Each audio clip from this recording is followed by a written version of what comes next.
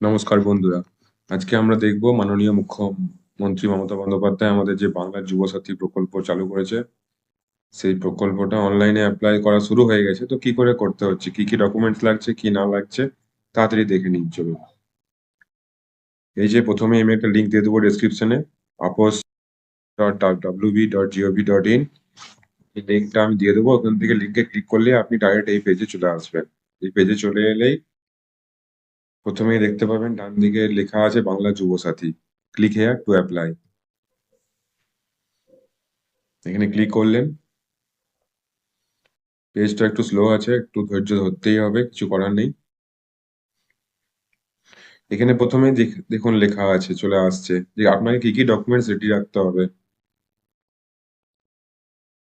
মাধ্যমিকের admit card, 300 KB PDF, সব সাইডে সাইডে লেখা আছে, আর নিচে লেখা আছে কত কেবির মধ্যে সবগুলো ডকুমেন্টস। মাধ্যমিকের অ্যাডমিট কার্ড, মাধ্যমিকের মার্কশিট আছে, আধার কার্ড, ভোটার কার্ড, ব্যাংকের পাসবই, আপনি যদি SC ST বা OBC হয়ে থাকেন তাহলে তার PDF, সেই সার্টিফিকেটটা, এগুলো সব PDF এ লাগবে। প্রথম 6টা ডকুমেন্ট সবকটা PDF এ লাগবে। তারপরে আছে পাসপোর্ট সাইজ ফটো আছে, যেটা আপনার JPG তে লাগবে। এটা সকাল পর্যন্ত ছিল 2 MB ম্যাক্সিমাম, এই সাইজটাকে কমিয়ে দেওয়া হয়েছে সার্ভারের উপর লোড পড়ছে বলে। আর সিগনেচার আপনার একটা সাদা পেপারে নিয়ে সেটাকেও JPG ফরম্যাটে করে নেবেন। আর আপনার ভ্যালিড মোবাইল নাম্বার, যেটা ব্যাংকের সঙ্গে লিংক আছে। এই কটা জিনিস আপনার লাগবে। এগুলো ডকুমেন্টস গুলো রেডি করে তারপরে আপনি অ্যাপ্লাই অনলাইনে চলে আসবেন। দেখুন চলে এসছে অ্যাপ্লিক্যান্ট লগ ইন। এখানে আপনি আপনার মোবাইল নাম্বার দেবেন, চেষ্টা করবেন ব্যাংক অ্যাকাউন্টের সঙ্গে যে নাম্বার আছে সেটাই দেওয়ার। এখানে মোবাইল নাম্বার দিলেন, আপনার ক্যাপচা দিলেন, এখানে যা লেখা আছে এখানে এটা দিয়ে দিলেন, গেট OTP করলেন। OTP আসবে আপনার ফোনে, একটু লেট হচ্ছে কখনো কখনো।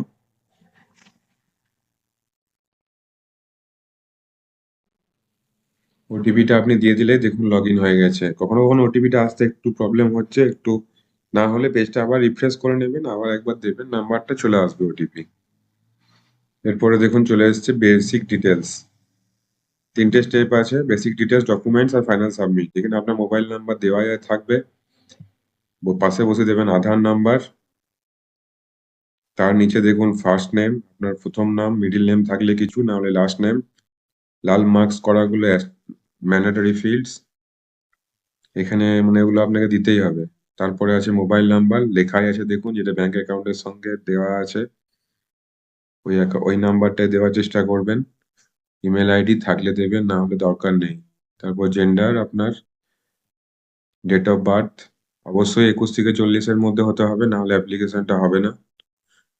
তারপর বাবার নাম, মায়ের নাম, আপনি বিবাহিত হলে স্পাউস। কি category, general, SC ST OBC। SC ST OBC হলে কিন্তু অবশ্যই সার্টিফিকেট লাগবে, সার্টিফিকেট অ্যাটাচ করতে হবে। কিন্তু এখানে যেহেতু সবারই সমান, তাই আপনি ওটা না দিলেও অসুবিধা নেই, তবে থাকলে দিয়ে দেবেন। জেনারেল ক্যাটাগরি, এখানে জেনারেল সিলেক্ট করাই আছে।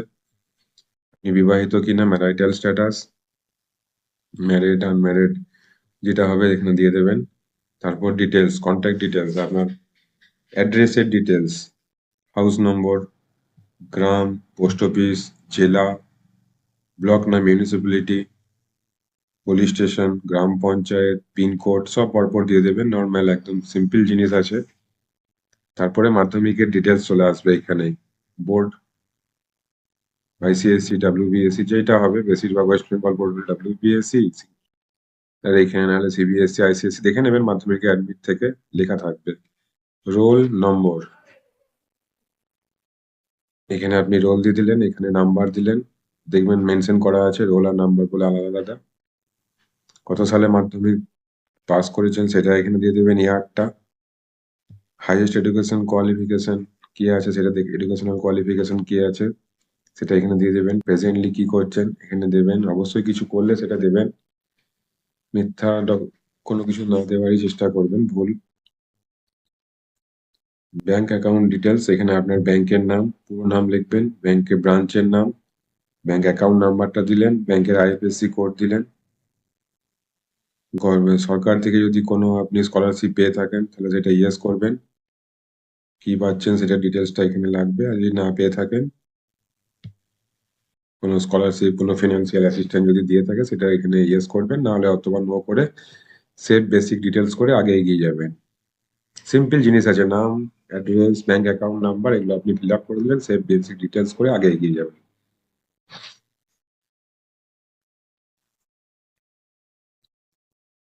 এর পরের পেজে দেখুন চলে আসবে, বেসিক ডিটেলস আপনার হয়ে গেছে, গ্রিন হয়ে গেছে। এরপর ডকুমেন্টস গুলো আপনার লাগবে। এই ডকুমেন্টস আপনাকে সব দিতে হবে পর পর। এগুলো আপনাকে আগে তৈরি করে নিতে হবে। পিডিএফ এ লাগবে এই প্রথমে 6টা, অ্যাডমিট কার্ড, মার্কশিট, আধার কার্ড, ভোটার কার্ড, ব্যাংকের পাসবই, আর এসসি এসটি ওবিসি সার্টিফিকেট থাকলে সেটা। আর জেপিজি তে লাগবে আপনার ফটোটা আর সিগনেচারটা। আমি সব রেডি করে রেখেছি। আর এটার জন্য একটা আলাদা অ্যাপ আছে, সেখান থেকে আপনি করতে পারবেন। সেটা আমি দেখিয়ে দেবো। আপনারা যদি দরকার হয় আপনারা কমেন্ট করবেন, আমি দেখিয়ে দেবো কি করে খুব সহজে মোবাইল থেকে করে নিতে পারবেন। আপাতত ডকুমেন্ট গুলো আমাদেরকে আপলোড করতে হবে। দেখুন, মাধ্যমিকের অ্যাডমিট, মার্কশিট, আধার কার্ড, ভোটার কার্ড, ব্যাংকের পাসবই সব পরপর। চলুন এক এক করে দেওয়া যায়। মাধ্যমিকের অ্যাডমিট কার্ড সিলেক্ট করলাম, চুজ ফাইল করলাম। এখান থেকে মাধ্যমিকের অ্যাডমিট আমি রেডি করে রেখেছি ওই সাইজের মধ্যে, 300 কেবি। সেভ ডকুমেন্ট করলাম। একটু সময় লাগছে এই পেজটাতে, যে আপনি যাই করতে যাবেন কখন বেরিয়ে যাবে, আবার একবার আপনাকে লগ ইন করতে হবে, এই সমস্যাগুলো হচ্ছে। হেভি লোড আছে। সেভ ডকুমেন্ট করলে এটা আপনার সেভ হয়ে যাবে। এরকম করে এক এক করে আপনাকে সবগুলো পরপর করতে হবে। একটা করে আপলোড হয়ে যাবে, ওটা লিস্ট থেকে দেখুন চলে গেছে। অ্যাডমিটটা আমি আপলোড করলাম, অ্যাডমিট চলে গেছে। এবার মার্কশিট আছে, একই সেম প্রসেস। এক এক করে আপনাকে সবগুলোই করবেন, একটু ধৈর্য ধরতেই হবে আপনাকে।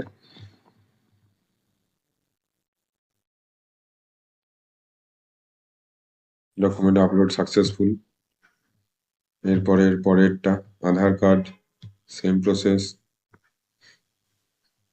দেখুন সব ডকুমেন্টস আপলোড হয়ে গেলে এরকম চলে আসবে, আপনার সব ডান দিকে টিক হয়ে গেছে। ম্যান্ডেটরি নয় যেগুলো সেগুলো দেখুন, এই এসসি এসটি টা ম্যান্ডেটরি নয়, এটা আমার লাগেনি বলে আমি এটা দিইনি এখানে। হয়ে গেল। নিচে একটা সেলফ ডিক্লারেশনে টিক করবেন, নিচে ফাইনাল সাবমিট করে দেবেন। হয়ে গেল আপনার অ্যাপ্লিকেশন কমপ্লিট।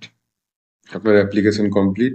এর application form has been successfully submitted. এইটা ডিটেলসটা দিয়ে আপনি চেক করতে পারবেন। অ্যাপ্লিকেশন ফর্মটা এখানে আপনি প্রিন্ট করে নিতে পারবেন। হয়ে গেল আপনার কমপ্লিট।